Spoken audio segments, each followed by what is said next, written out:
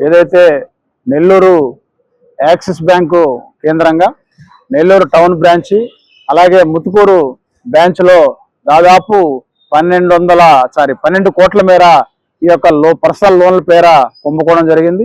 ఈ కుంభకోణానికి సంబంధించి ఏదైతే నెల్లూరు నగరానికి చెందినటువంటి 4 వ్యక్తులు అలాగే కొంతమంది బ్యాంక్ అధికారులు ఒక ముఠాగా ఏర్పడి ఏదైతే నెల్లూరు జిల్లాలో ఉండేటువంటి గ్రామీణ ప్రాంతాల్లో అమాయకులైనటువంటి గిరిజనుల్ని, దళితులని, కొంతమంది పేదలను టార్గెట్ గా చేసుకుని వాళ్ళ ఏజెంట్ల ద్వారా ఈ యొక్క వాళ్ళ యొక్క ఆధార్ కార్డులు సేకరించి వాళ్ళకి ఏదో ప్రభుత్వం తరపు నుంచి లోన్లు ఇస్తున్నట్టు వాళ్ళందరూ కూడా నమ్మించి మోసం చేసి దాదాపు 56 మంది దళిత గిరిజనులను సాఫ్ట్వేర్ ఉద్యోగులుగా క్రియేట్ చేసి డొల్ల కంపెనీలు ఏర్పాటు చేసి ఆ డొల్ల కంపెనీల్లో వీళ్ళందరూ కూడా ఉద్యోగులుగా చేస్తున్నట్టు రికార్డులు తయారు చేసి ఆ మేరకు ఏదైతే ఒక్కొక్క గిరిజనులు వాళ్ళు సాఫ్ట్వేర్ ఉద్యోగులట వాళ్ళకి 74,000 నెలకి జీతం అట ఇట్లా క్రియేట్ చేసి ఏదైతే దాదాపు 12 కోట్ల రూపాయలు ఈ యొక్క కుంభకోణానికి పాల్పడ్డారు.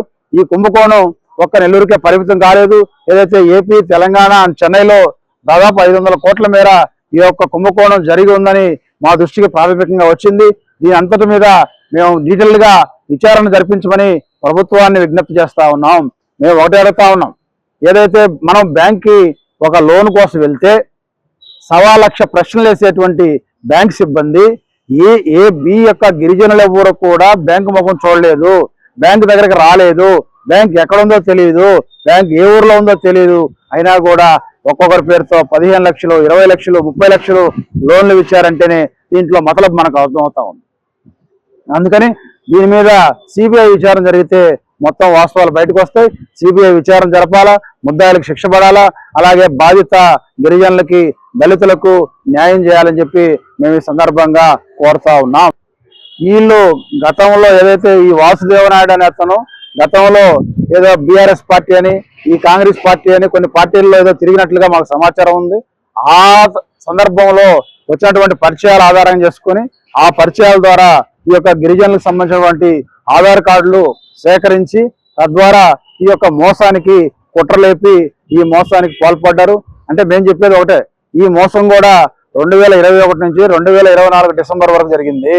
2024లోనే కేసు ఫైల్ అయింది డిసెంబర్లో. ఇంతవరకు పోలీసులు విచారించలేదు, బ్యాంకు వాళ్ళు కూడా విచారించలేదంటే దీని వెనక ఉన్న మతలబు ఏంటో మనం చెప్పకనే మనం అర్థం చేసుకోవచ్చు. అంటే దీని వెనక మాఫియా ఉంది, ఆర్థిక నేరగాళ్ళు ఉన్నారు, దీని వెనక కొంతమంది బ్యాంక్ అధికారుల యొక్క ప్రమేయం కూడా ఉంది. అందుకని దీని అంతటి మీద సమగ్ర విచారణ జరపాలని చెప్పి కోరుతా ఉన్నాం. 2 రోజుల్లో సమగ్ర విచారణ జరపకపోతే ఏదైతే బాధితుల పక్షాన ప్రత్యక్ష పోరాటానికి మేము సిద్ధమని చెప్పి తెలియజేస్తాం. డిసెంబర్ అంటే ఎన్నికలు అయిన తర్వాతే 2024 డిసెంబర్లో జరిగింది. ఇంతవరకు కూడా 8 నెలలైనా కూడా ఎఫ్ఐఆర్ అయ్యి దాని మీద ఎలాంటి చర్యలు లేవు. ఇమీడియట్ గా విచారణ జరపాలని కోరుతున్నాం. వాళ్ళకి ఎలాంటి న్యాయం కావాలంటారు? ఏదైతే ముద్దాయిలకు సంబంధించి వాళ్ళ పేరుతో తీసుకున్నటువంటి లోన్లకి ముద్దాయికి ఏదైతే వాళ్ళు తీసుకున్నటువంటి లోన్లకి ఖాతాదారులకి ఎలాంటి సంబంధం లేదు అని చెప్పి బ్యాంక్ అధికారులు ప్రకటించాలా. అలాగే మోసం చేసినటువంటి వాళ్ళ మీద చట్టపరమైన చర్యలు తీసుకోవాలా, ఆ మొత్తాన్ని కూడా రికవరీ చేయాలా, తద్వారా బాధితులకు న్యాయం చేయాలి. అంటే ముత్తుకూరులో కేసు నమోదైందని చెప్తున్నారు. ఆ కేసు ఎవరు నమోదు చేశారు, ఎవరు పెట్టారు ఆ కేసు?